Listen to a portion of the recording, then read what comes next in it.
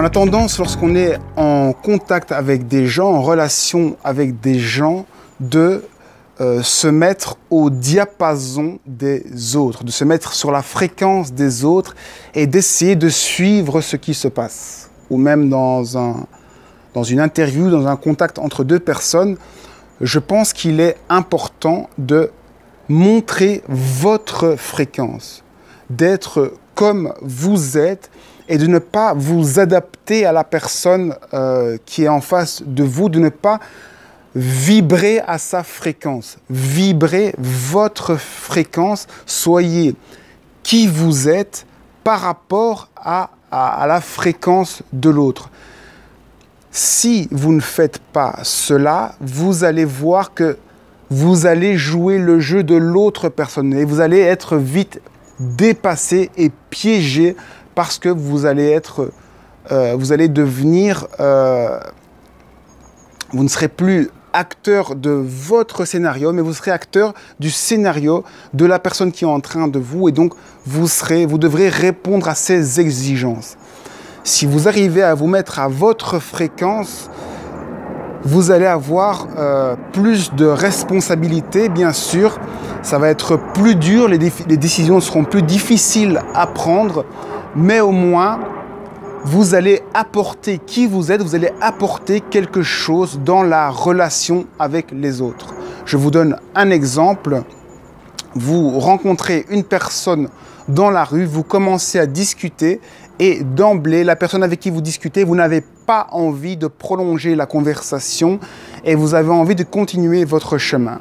Mais par politesse, la société vous demande de faire connaissance et d'engager la conversation pour prendre des nouvelles de la personne et être poli envers cette personne et jouer ainsi tout un rôle que la société demande, exige.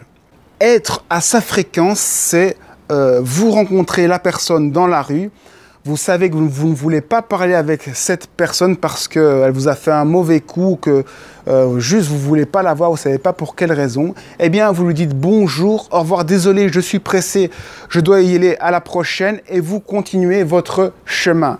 Bien sûr, faire ça, vous avez l'impression de faire mal à l'autre, mais qu'est-ce qui compte? Est-ce que c'est sa vie à lui ou votre vie à vous, votre bien-être à vous?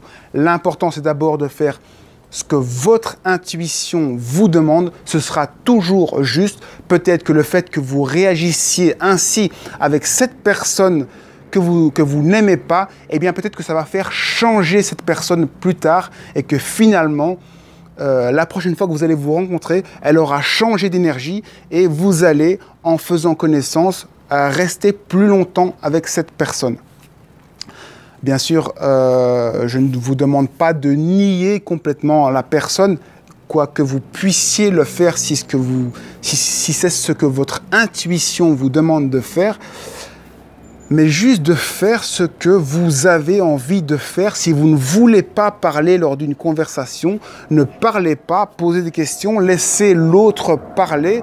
Soyez toujours vous-même, ne vous sentez jamais obligé de réagir, de faire d'une certaine façon. Prenez-vous vous-même comme repère, comme diapason.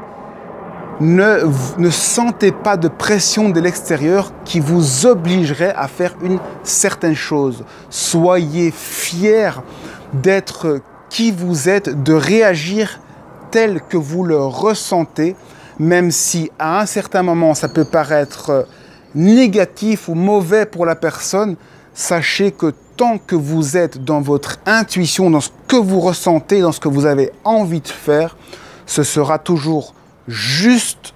Au final, vous allez apporter le meilleur de qui vous êtes et en rayonnant votre fréquence, vous allez peu à peu transformer le monde qui est autour de vous à votre fréquence et voir se réaliser votre monde, votre fréquence, ce que vous voulez voir se réaliser dans votre vie.